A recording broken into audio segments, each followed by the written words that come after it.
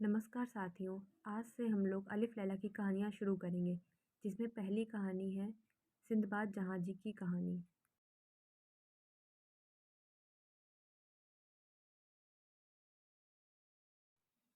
शहरजाद की कहानियों को सुनने में शहरयार को बहुत अच्छा लगता था।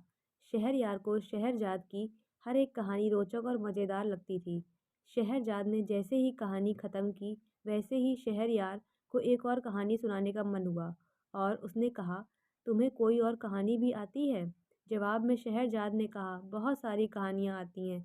और शुरू हो गया फिर एक नई कहानी के साथ, जिसका नाम था सिंदबाद जहांजी की कहानी। हम अपने इस इस वीडियो के माध्यम से आपको यह कहानी सुनाते हैं।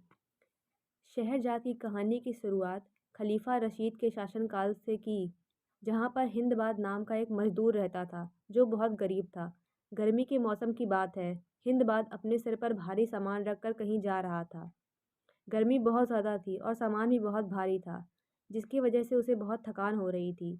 हिंदबाद ने अपनी थकान को कम करने के लिए कहीं पर बैठने का फैसला किया। जहाँ पर वो बैठा, उस दीवार से सटे घर के अंदर से कई तरह की खुशबू आ रही थी। यहाँ तक कि गलियों में गुलाब जल से छिड़काव भी किया हुआ था। ठंडी ठंडी हवा के साथ गुलाब जल की महक का पता चल रहा था।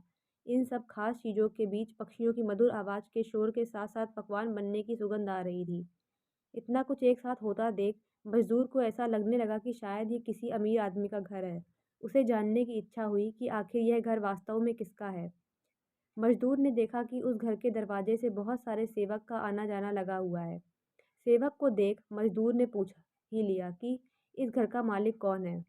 मजदूर के इस सवाल से सेवक को बहुत अचंभा हुआ और सेवक ने मजदूर से कहा, तू बगदाद का रहने वाला है, फिर भी इस घर के मालिक को नहीं जानता? सिंदबाद जहांजी का घर है, जो लखपति नहीं बल्कि करोड़पति हैं।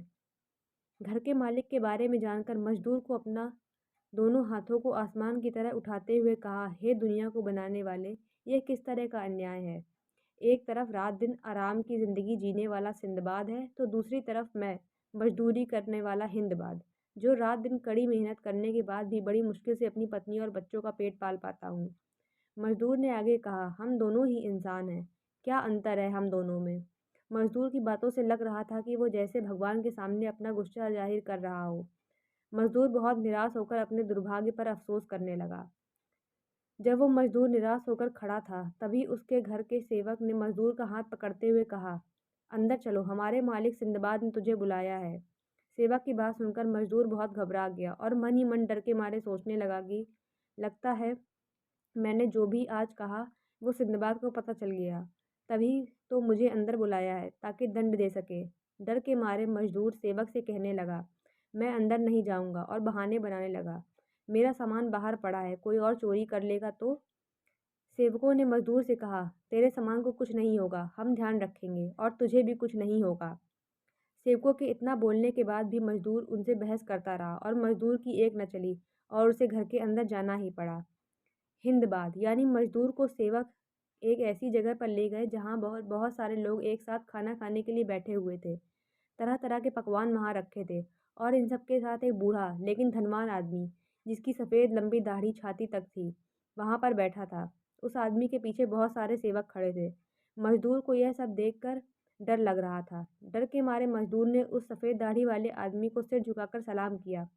वो सफ़ेद दाढ़ी वाला आदमी, जिसका नाम सिंदबाद था, उसने बड़े प्रसन्नतापूर्वक भाव से उसके सलाम का जवाब देते हुए भोजन और मदिरा मजदूर के सामने रख दिया।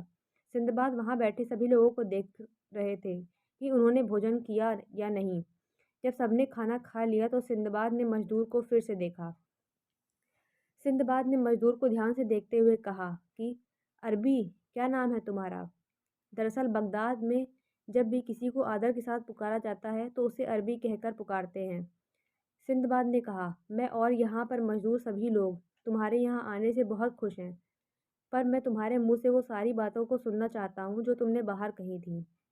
दरअसल सिंदबाद जहाँ बैठे थे, वो हिस्सा उसी जगह से लगा था जहाँ पर मजदूर बैठा था। तभी सिंदबाद ने सारी बातें सुन ली थी। अपनी कही हुई बातों पर मजदूर को बहुत शर्म आ रही थी। मजदूर ने सिंदबाद से कहा, उस वक्त मैं थका हुआ था और बहुत गर्मी के कारण गुस्से में था। गुस्से में उस समय मेरे मुंह से ऐसी बातें निकल गईं जो मैं इस सभा में बोलने की हिमाकत नहीं कर सकता। हिंदबाद मजदूर ने सिंदबाद से अपनी इस गलती के लिए माफ़ी मांगी। मजदूर के माफ़ी मांगने पर सिंदबाद ने कहा, मैं किसी पर अत्याचार नहीं करता हूँ जो किसी के कुछ बोलने पर उसे दंड दूंगा। सिंदबाद ने आगे कहा, मुझे तो तुम्हारी बातें सुनकर तुम पर गुस्सा नहीं बल्कि दया आई और तुम्हारी ऐसी हालत देखकर तकलीफ हुई। सिंदबाद ने मजदूर से कहा, लेकिन तुमने ऐसी बातें कहकर अपना अज्ञान प्रकट किया है। सिंदबाद ने कहा कि तुम्हें लगता है मेरा कुछ मेहनत किए बिना ही मुझे ये शानो शौकत मिली है। ऐसा नहीं है, मैंने बहुत सारे संकटों का सामना किया और उन्हें झेला है, तब जाकर भगवान ने मुझे इतना कुछ दिया है।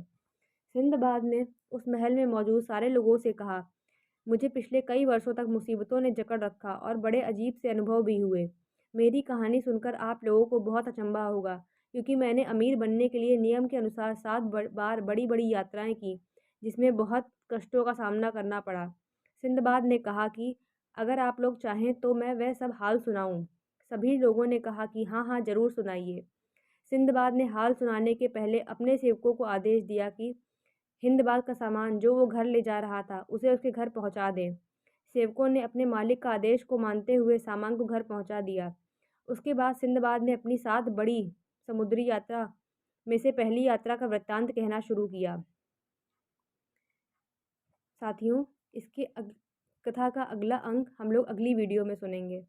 पर हमें इस कहानी से यह सीख मिलती है कि अपने पास जो है उसमें खुश रहना सीखना चाहिए और कभी भी दूसरों के पास क्या है उसे देखकर अपनी तुलना उससे नहीं करनी चाहिए। दूसरों की सुख सुविधा को देखकर यह सोचना कि उसके बिना मेहनत किए ही भगवान ने उसको सब कुछ दे दिया है, यह गलत है। यह आपकी अज्ञानता को दर्शाता है। अगली कथा में हम लोग सिंदबाद की पहली यात्रा का वृत्तांत सुनेंगे। धन्यवाद। शुभ रात्रि।